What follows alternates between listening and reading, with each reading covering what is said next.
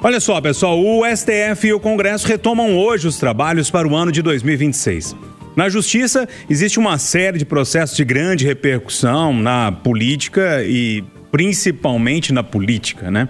Um dos principais focos segue sendo o caso do Banco Master, que ainda concentra depoimentos. Focos segue sendo casos também envolvendo investigações, além de quebras de sigilo e muito mais. Já no Congresso Nacional, as prioridades dos congressistas para o ano incluem um avanço da pauta da segurança pública, acordo entre Mercosul e União Europeia e também a escala 6x1. Em paralelo, os parlamentares também olham para as investigações do Banco Master. No entanto, Eduardo Costa, o Legislativo neste ano tem um prazo um pouquinho mais curto, né? A gente tem eleição e a gente sabe que a turma só pensa naquilo. Bom dia. Bom dia, boa segunda, boa semana para todo mundo. Ô, Júnior, o que me assusta em relação ao Congresso, tudo me assusta, né, quando o assunto é Congresso Nacional. Mas especialmente esse ano, que tem Copa do Mundo, que tem Carnaval semana que vem, que tem eleição, festa junina, é que eles podem aprovar esse 6x1 aí, a toca de caixa. É uma ideia que parece sedutora, que pode dar certo, mas tinha que conversar com quem produz, né, Júnior? Tinha que conversar mais. Então, se não conversarem bem, isso aí vai dar uma cuanca danada.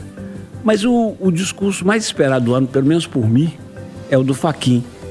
Ele vai estar diante do presidente da República, provavelmente dos presidentes do Congresso e da Câmara, e hoje espera-se que o Fachin mostre a sua verdadeira face.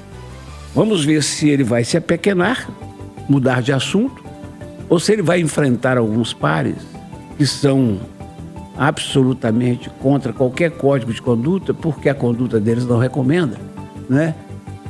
Sei que Gilmar Mendes pelo conjunto da obra, Toffoli e Moraes pelo Banco Master, vão ser contra qualquer código de conduta. O que se está pedindo, pelo menos do que eu conheço, que esse código de conduta seria baseado no alemão, no código de conduta, né, do judiciário alemão, coisas mais simples do mundo, que você pode dar aula, Júnior, mas você não pode ser dono do estabelecimento de ensino. Você não pode transformar palestras em negócio, você não pode...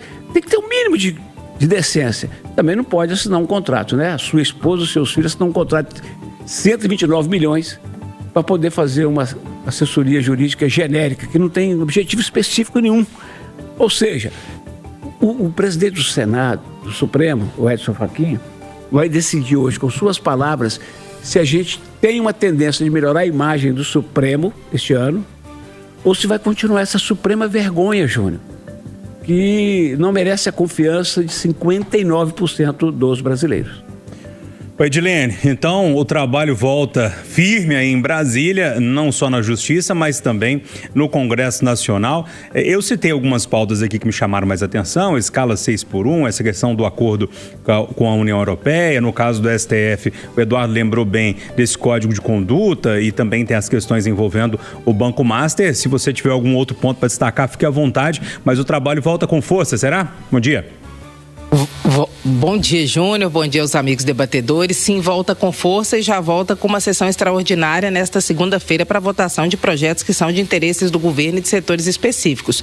Por exemplo, hoje deve ser votada a MP do Gás para Todos, que é um programa importante para o governo, principalmente nesse ano que é eleitoral, beneficia 15 milhões de brasileiros com botijão de gás gratuito. Antes que ela vença, que ainda é no meio do mês, ela vai ser votada logo no primeiro dia, sem qualquer polêmica. Foi o acordo feito com o Mota. Também vão votar um crédito extraordinário para o setor da agricultura, para essa área dentro do governo. Então, esses são os primeiros projetos a serem votados. Agora, o que é prioridade para o governo, que foi acertado com o presidente da Câmara dos Deputados, que vai ser votado logo de cara, logo de início, já tem data para tudo. Primeiro é a PEC da segurança pública, porque é uma pauta para o governo muito difícil, porque é dominada pela direita, é uma proposta que teve polêmica e essa deve ser votada logo depois do Carnaval, já um acerto de data para isso, dia 23, para o governo correr o risco de, com o andar da carruagem e a proximidade das eleições, ficar sem votar essa proposta que é prioritária. Esse é um ponto. O outro é o acordo Mercosul-União Europeia,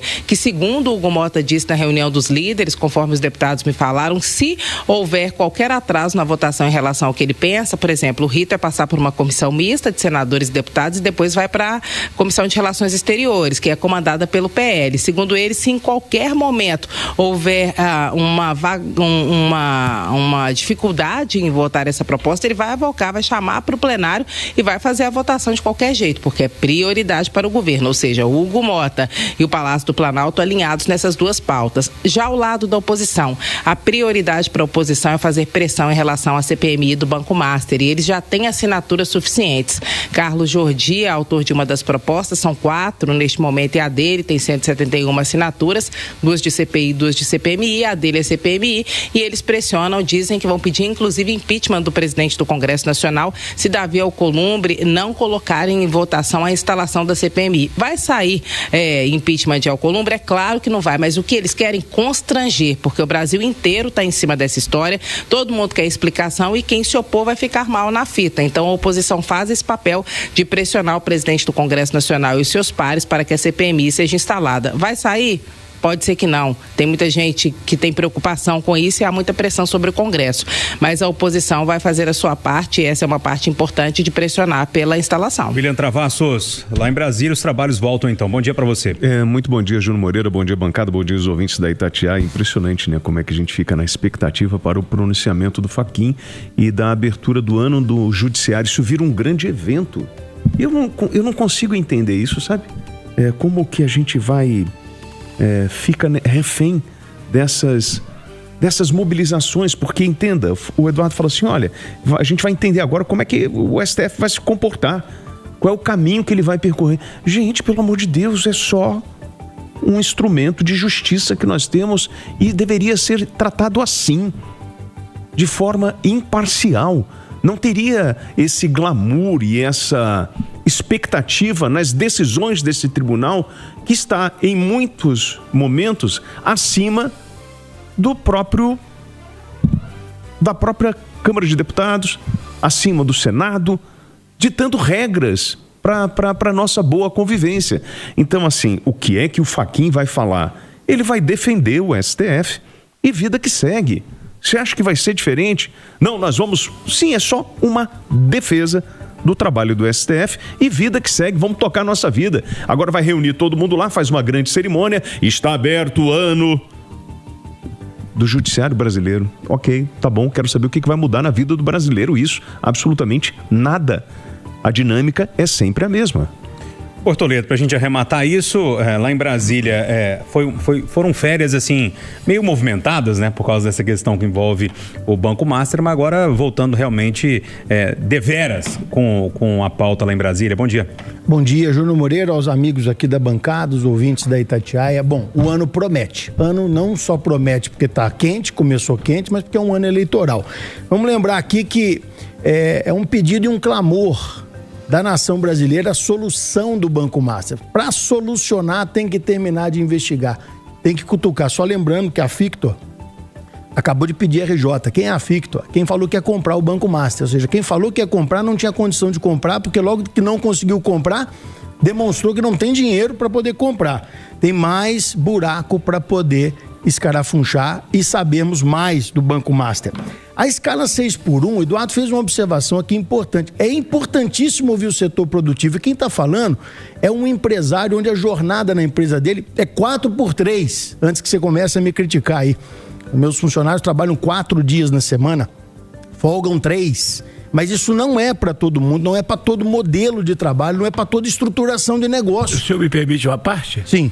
E o senhor está dizendo lá no seu Insta, nas suas redes sociais, venham trabalhar comigo, pelo amor de Deus, estou precisando. Você viu lá, né? Eu estou precisando de gente. Agora, é uma realidade o que eu estou falando. Não dá para simplesmente descer goela abaixo. Nós temos que parar, gente, de ficar produzindo assunto assim, para que isso vá para a galera, para que a turma apoie, para que ache bonito, porque isso não vai funcionar no frigir dos ovos. Quero só lembrar uma coisa simbólica importante. Hoje é a abertura dos trabalhos do Congresso Nacional. Quem representa o Executivo nessa cerimônia? Rui Costa. É hoje também a abertura dos trabalhos do Judiciário. Quem representa o Executivo nessa solenidade? O presidente Luiz Inácio Lula da Silva. Isso, para mim, é muito simbólico. Olha só, pessoal, mais de 2.000 profissões estão entre aquelas em que trabalhadores precisam se afastar do trabalho por transtornos mentais aqui no Brasil. No topo da lista, Edilene, aparecem ocupações como vendedor do comércio varejista, faxineiro e auxiliar de escritório. Em 2025, mais de 500 mil pessoas precisaram se afastar do trabalho por motivos de saúde mental, segundo dados do Ministério da Previdência Social. É a segunda vez consecutiva que o país bate esse recorde após já ter alcançado a maior marca na década em 2024. Um assunto que deve ser muito debatido esse ano por causa dessas novas normas em torno das empresas, da saúde mental, e os dados realmente chamam a atenção. Pois é, Júnior, sabe por que eu tô rindo aqui? Porque a hora que o Bortoleto falou que na empresa dele é 4x3, você olhou pra ele com aquela cara assim, tem vaga aí pra mim, não? Eu só tô esperando que a geração acabar pra tomar um café, ué. Ai. Pois é, essa discussão em relação aos transtornos de ordem mental em função de condições de trabalho, carga horária, favorecem, principalmente com a divulgação da lista nesse momento, o debate do governo pela criação da escala 6x1, porque há motivos para as pessoas estarem adoecendo no trabalho, ou elas estão trabalhando demais, ou as condições de trabalho não são condições adequadas, ou seja, esse é um debate que precisa ser feito, e quem está trazendo o debate com uma proposta, mesmo que ela não seja adequada, o governo. Então a divulgação dessa lista, que inclusive coleta dados do governo federal, pode favorecer a discussão da pauta 6x1, porque embora os empregadores queiram debater mais, eu acho que precisa mesmo ser debatido, eles precisam ser ouvidos, a maior parte do Brasil é feita por empregados. Então essa é uma pauta que tem apelo popular, pode ser que haja pressão no Congresso Nacional, e eu acho que de fato o Brasil tem que ter diferentes modelos. Por exemplo, quem quiser trabalhar por produtividade, pode trabalhar por produtividade. Eu gosto de brincar aqui na redação que, embora todos vamos aposentar no tempo regulamentar, se a aposentadoria fosse medida não por dias de trabalho, mas por horas trabalhadas, muitos de nós estaríamos nessa bancada aqui aposentados, porque trabalhamos em grande volume e também entregamos em produtividade. Então eu acho que esse é um debate que precisa ser feito, e essa divulgação nesse momento acaba favorecendo a pauta do governo federal, Júnior. Do seu ponto de vista, Bortoleto, essa história dos afastamentos por saúde mental, uma preocupação um pouco maior em torno disso esse ano. Era para ser o ano passado, foi prorrogado para esse ano. Como é que você está olhando para isso? Para ver como as coisas têm que ser discutidas com profundidade, não só com manchete, Júnior. Eu acabei de dizer que o 6x1 a gente tem que avaliar muito bem, embora eu use na minha empresa 4x3. Mas não atentar para a questão da saúde mental no trabalho e simplesmente dizer que a carga deve permanecer exatamente como está e que não deve ser avaliado, isso é um erro muito grande. Agora, o que não pode é fazer disso uma disputa eleitoreira, vil, canalha, para que efetivamente as pessoas possam usar as outras. Existe problema com isso? Claro que existe. Agora, para poder tratar, tem que tratar com seriedade, com profundidade. Isso é um tema importante, que não é simplesmente na jornada que se resolve, porque por mais que a pessoa ficasse, por exemplo, apenas 4 dias trabalhando em um lugar insalubre, que não tem a condição adequada, numa pressão muito grande, com violação dos seus direitos durante esses 4 dias, também seria exagerado. Então não é uma discussão superficial, é algo que a gente tem que ver principalmente na nossa conduta de vida como cidadão, como pessoa. A quantidade de tela que a gente fica exposto, a maneira como a gente se cobra, a maneira como a gente acha que as pessoas olham para as nossas vidas, essa discussão é muito mais profunda. William, as profissões que aparecem nesse topo do ranking aí são justamente aquelas com menor poder de negociação, menos margem para reorganizar a própria rotina, ou seja, tem que cumprir aquele horário ali certinho, e também tem uma maior dependência do trabalho contínuo para garantir ali uma renda, para garantir o sustento da família. Acho que isso pode pesar de alguma forma, não? O mundo capitalista, ele é cruel, Júnior. Isso é um fato, né? O que eu fico, quando a gente fala sobre essa escala, a tal da 6x1, 4x3, enfim, eu fico sempre pensando em como a gente vai resolver isso. Hoje você chega num supermercado, você não tem açougueiro, você não tem balconista, você não tem turma para atender.